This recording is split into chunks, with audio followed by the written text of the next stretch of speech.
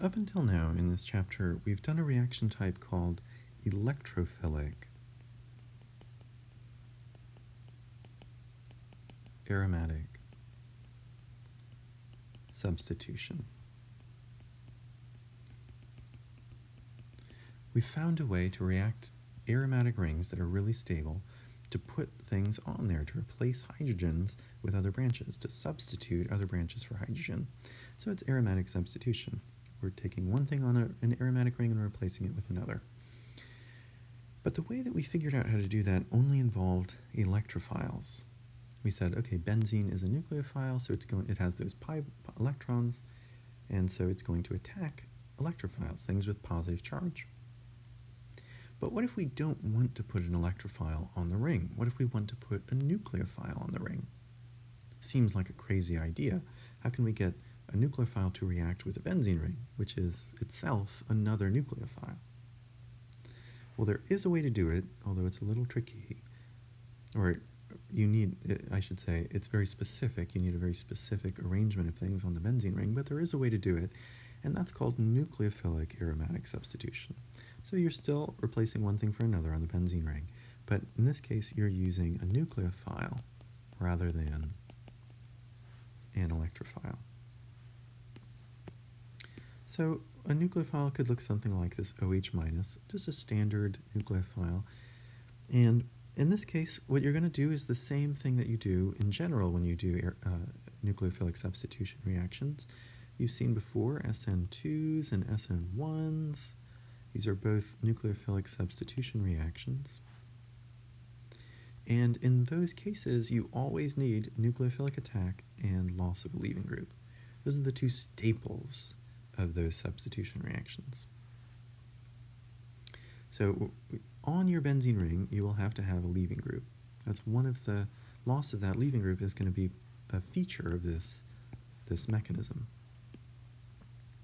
And remember, the halogens are really awesome leaving groups. They're really big atoms, so they can pop off of a carbon chain, take their electrons with them, and spread the negative charge around their enormous space.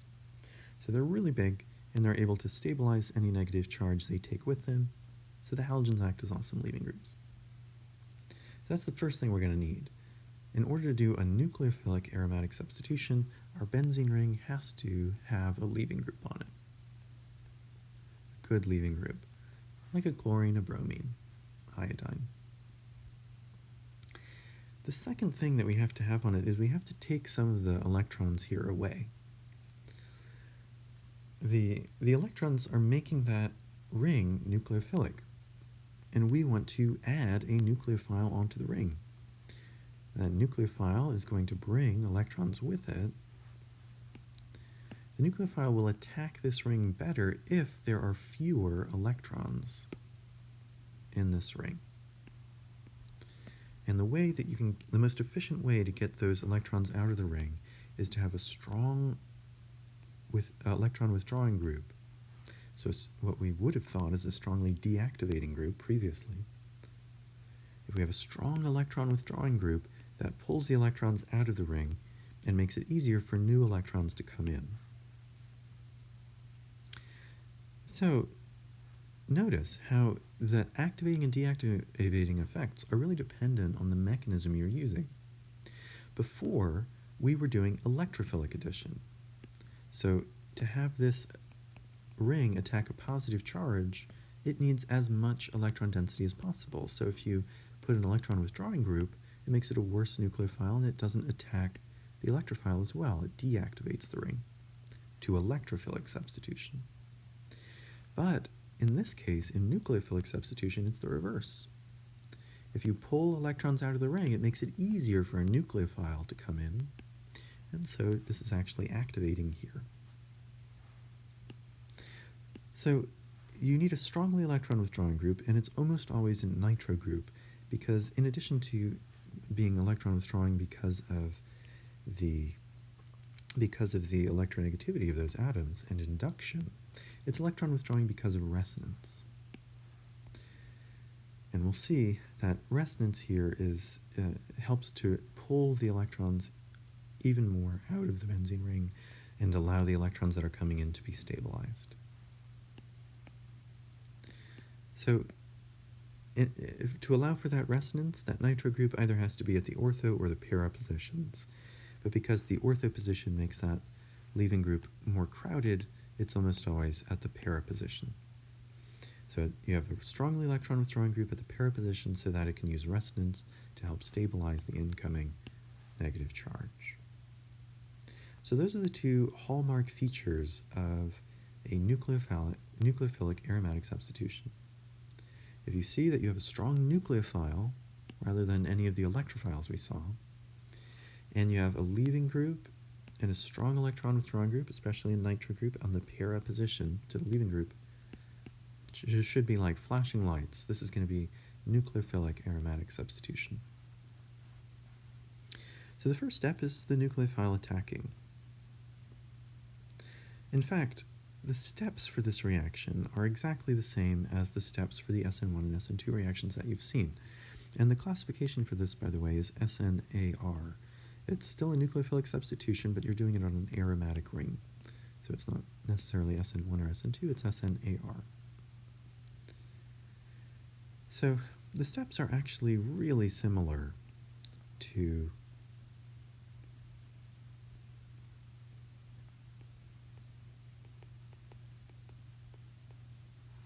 the typical substitution reactions you would have seen.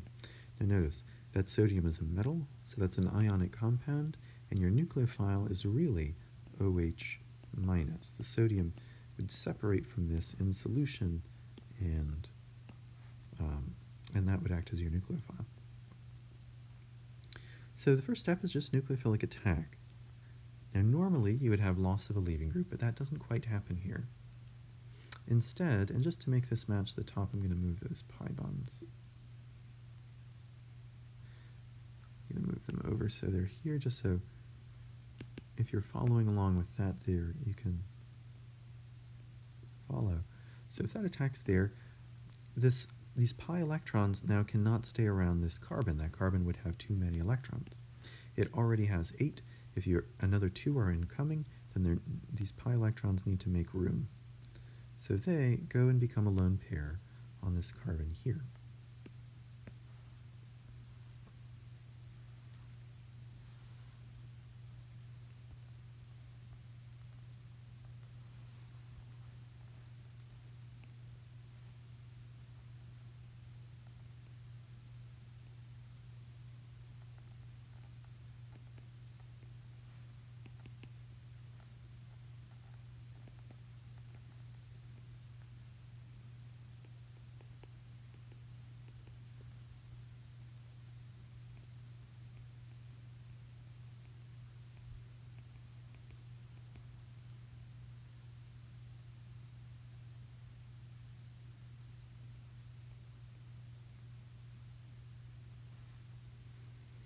All right, and so we get that product from after that first attack.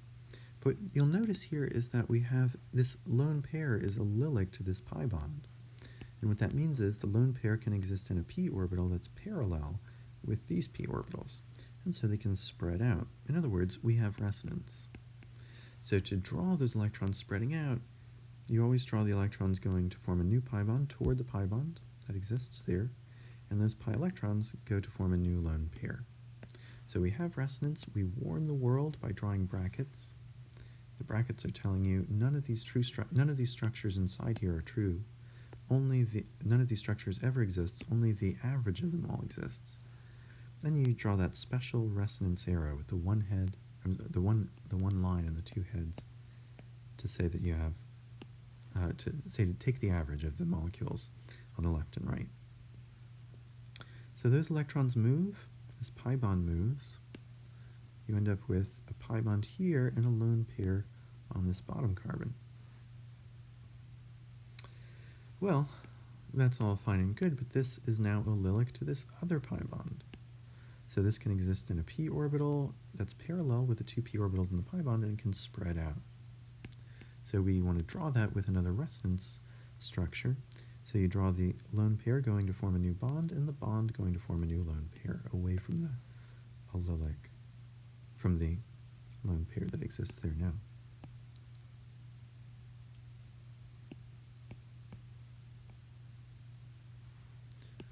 So that will go to form that new bond. This will go to form a new lone pair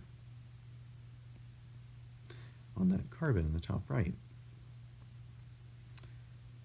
Okay, well, so far so good. There is one other resonance structure though.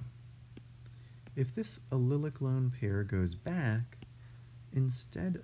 so if that goes back to form a bond there, instead of this going to form a lone pair and getting the structure we already had, it can go to form a new bond to the nitrogen.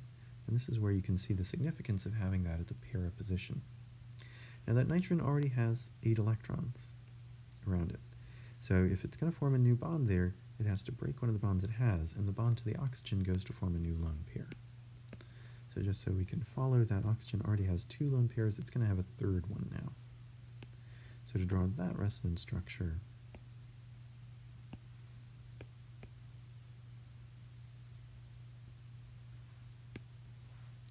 we draw another resonance arrow. So this lone pair at the top right turns into a pi bond. This pi bond at the bottom right turns into a pi bond to the nitrogen. And this pi bond here turns into a lone pair on the oxygen. And it is the instability of this feature right there of that nitro group that ends up being the force that pushes the leaving group off. And before we get to that, let's just notice we have this resonance stabilized intermediate, kind of like with the electrophilic aromatic substitution. It's hard to get benzene to react, and so one of the things that allows it to react is to form these resonance stabilized intermediates. In the case of electrophilic aromatic substitution, the resonance stabilized intermediate was the sigma complex. In the case of nucleophilic aromatic substitution, the resonance stabilized intermediate is called a Meisenheimer complex.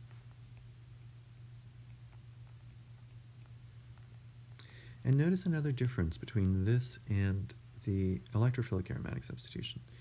In the sigma complex, you're moving around an allylic positive charge. In this, we're moving around an allylic negative charge. So we're stabilizing that negative charge, and that's why we have to have this electron withdrawing group. So ultimately, it's the instability of one of the charges in that electron withdrawing group. These electrons go back to form a pi bond to the nitrogen.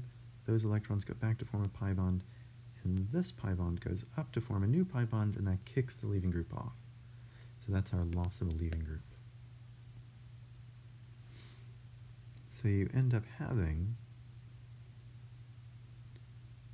your aromaticity again. You have the OH, and you have the nitro group, just like when you started. So the net effect is that we substituted the bromine for the OH. We had nucleophilic attack. You have the resonance stabilized Meisenheimer complex. The first 3 structures you get just because the lone pair is allylic. And then the last structure you get because of the one of the resonance structures that has a lot of charge in the nitro group, pushing a domino effect. You can see the cascade of electrons here pushing the leaving group off. And that's loss of a leaving group. So that whole thing is the mechanism for a nucleophilic aromatic substitution. And you can see it's really valuable because it adds a whole new arena to our possibilities. Before we could only add electrophiles onto a benzene ring, and now we could even add nucleophiles.